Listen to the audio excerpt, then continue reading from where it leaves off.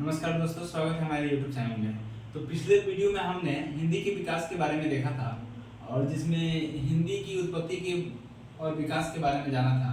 और इस कक्षा में आगे भी हिंदी की क्या क्या विकास की सीढ़ियाँ हैं उनको हम एक एक करके समझेंगे।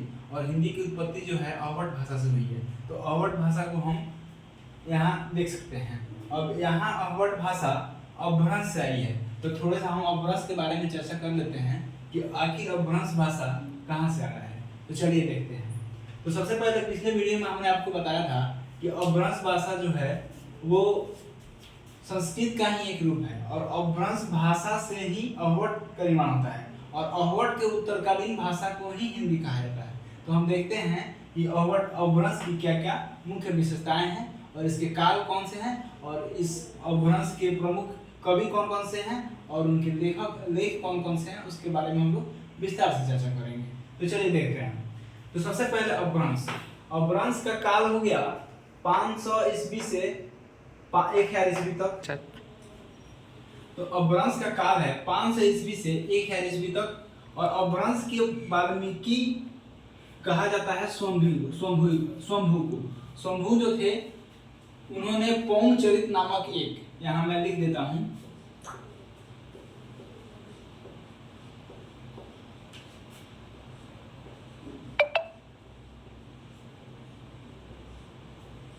पौंग चरित नामक कविता की रचना की, जिसके कारण इनको अपभ्रंश का वाल्मीकि के नाम से हम लोग जानते हैं। और अगला पीढ़ी ये है कि अपभ्रंश एवं पुरानी हिंदी के मध्य काल को हम लोग संक्रांति काल के नाम से जानते हैं। फिर उसके बाद में है अपभ्रंश की उत्तरकालीन भाषा।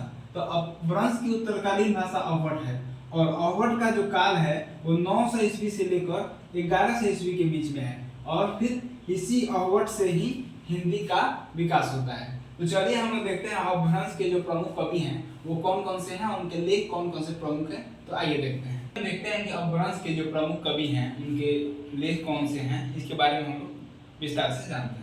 तो सबसे पहले हम देखते हैं हमारे बिहार के ही मिथिला जिला के थे विद्यापति।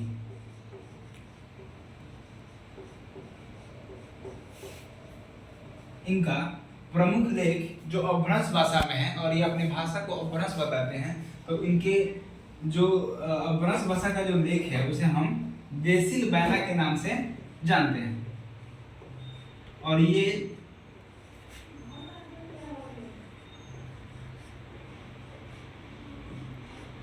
देसिल बैना विद्यापति जो अपभ्रंश के प्रमुख कवि हैं, इन्होंने अपनी एक पुस्तक लिखी थी जिसे देसिल बैना को नाम से हम लोग जानते हैं। और ये अपने आप को अपभ्रंश भाषा के ही लेख बताते हैं। तो चलिए दूसरे कवि के बारे में जानते हैं। तो दूसरे कवि कौन थे? चंद्रधर शर्मा गुलेरी। इनका नाम क्या था? चंद्रधर शर्मा गुलेरी। ये भी अपभ्रंश के प्रमुख कवि थे और इनका जो लेख था उसका नाम था पुरानी हिंदी। इन्होंने अपनी अपभ्रंश भाषा में पुरानी हिंदी नामक लेख लिखा था।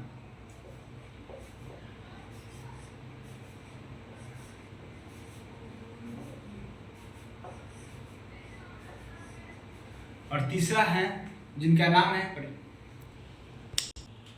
और अपभ्रंश भाषा के जो तीसरे प्रमुख कवि थे उनका नाम है, आपको मैं बोर्ड पे लिख देता हूं, उनका नाम है रामचंद्र शुक्ल।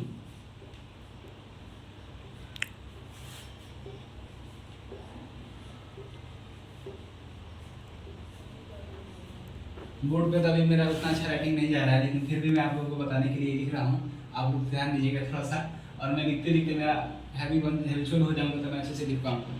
तो रामचंद्र शुक्ल जो थे, इनका जो लेख था उसका नाम था प्राकृत भास।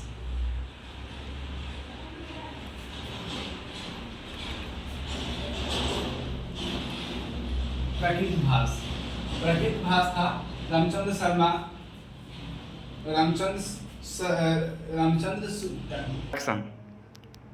तो ये तीन प्रमुख जो अपभ्रंश भाषा के कवि हैं, इन्होंने ही अपने पुस्तक को अपभ्रंश भाषा बताया है और अपभ्रंश भाषा में लिखा है। तो हम लोग इस पुस्तक को अपभ्रंश भाषा के नाम से ही जानते हैं। तो देखते हैं पहले कौन है, रामचंद्र।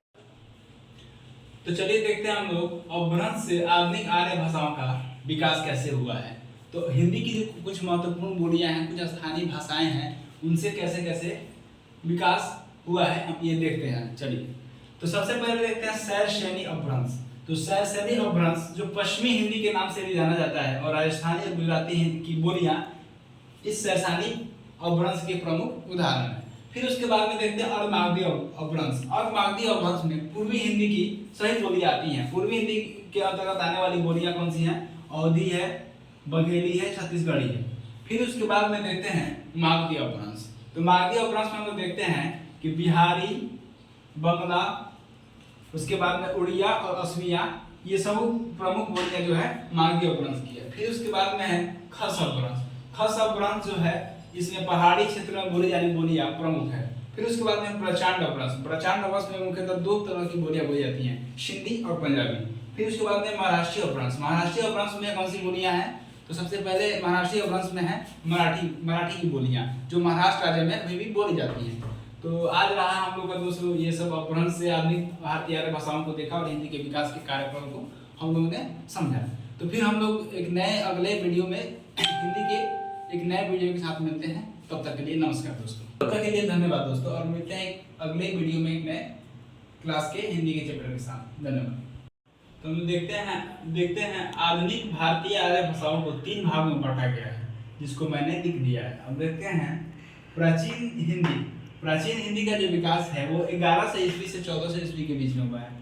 फिर उसके बाद में देखते हैं मध्यकालीन हिंदी। मध्यकालीन हिंदी का विकास जो है 1400 ईस्वी से 1850 ईस्वी के बीच हुआ है। फिर उसके बाद में आधुनिक हिंदी। आधुनिक हिंदी का विकास 1850 से अब तक हुआ है। और इसके आधुनिक हिंदी में कौन कौन सी बोलियां हैं अब उसको हम लोग एक-एक करके देखते हैं। तो चलिए देखते हैं।